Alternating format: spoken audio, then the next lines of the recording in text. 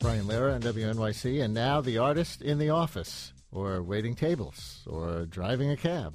In a new book, writer, artist, musician Summer Pierre stares the day job right in the eye. Her book is a guide for artists on how to creatively survive and thrive, even when you think your brain is on hold at your so-called work.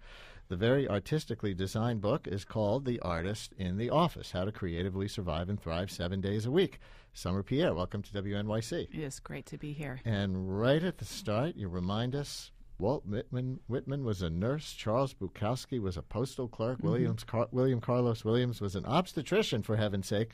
So this is a widespread condition, this day job thing. Absolutely. In fact, I think it's a giant myth that many famous artists didn't ever have day jobs. It's something that we often need, especially poets and painters and all of that need a paycheck in order to sustain a life. What are some of the day jobs that you've worked? Oh my gosh, I've been a nanny. I've temped all over New York. I've been an admin assistant, babysitter, all of those things. And artist listeners, show us your day jobs. Call up. What day jobs do you work today, or have you in the past, while your real self was acting, dancing, strumming, app designing, writing the Great American Blog, after hours? And how did you reconcile the two parts of your existence? 212-433-WNYC, 212-433-9692.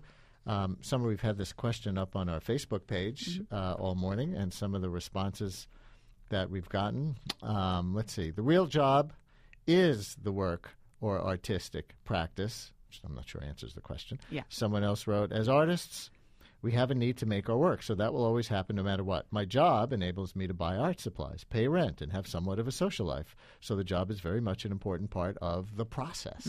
See it as part of the process or just a necessary evil? No, I think it's absolutely part of the process. I think that one of the great things that jobs sort of get for artists artists tend to be very isolated, and it's a place to be part of the world and get material. And I have found that the times that I've been sort of independent and alone in my desk, I have actually craved the social interaction, and it's very much, I think, part of the process of art. But as an artist, working as a nanny or an administrative assistant, whatever, have you felt that you've been living two lives? Oh my gosh, yes, absolutely. And I think that, because from 9 to 5, I get up and I go commute and I'm in Grand Central and I have an office outfit on and everything, and it doesn't represent anything that I do with my paints or my writing. And it definitely feels like you're divided, but I think that the key is to start embracing that you're living one whole life and that you're always on the clock as an artist, and that never goes away.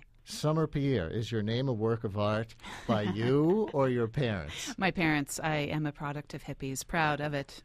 It's a name that jumps out at you. Does it help on auditions or other job applications? It's definitely, people don't often forget. When I was a musician, a lot of people said, is this a band or a person? And I was happy to say just a person, and it definitely is something people remember. That old line from the Pink Floyd song, which one's pink?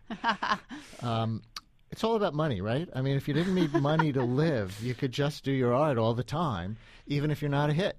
I think yes and no, but I think one of the things that people underestimate is this, like I said before, the space and the ability to be in the world as a job. I think that it's not just about money. I think it's about being connected to the world and having a community of people, because it can be very isolating. And you give your readers another interesting exercise. You ask, what else gives you the feeling of having money? What do you mean by the feeling of having money? Well, because having the feeling of having money, a lot of people think, oh, if I could just be rich, I could do X, Y, and Z. But instead, what is that X, Y, and Z specifically? Like, having money for me means having, like, I can pay my bills on time. I don't have to worry about food or anything like that. Other things give me that feeling, like, or a sense of ease. Like wearing jeans every day gives me a sense of ease. It's not just about the amount of money. It's about the feeling that having that money would give you.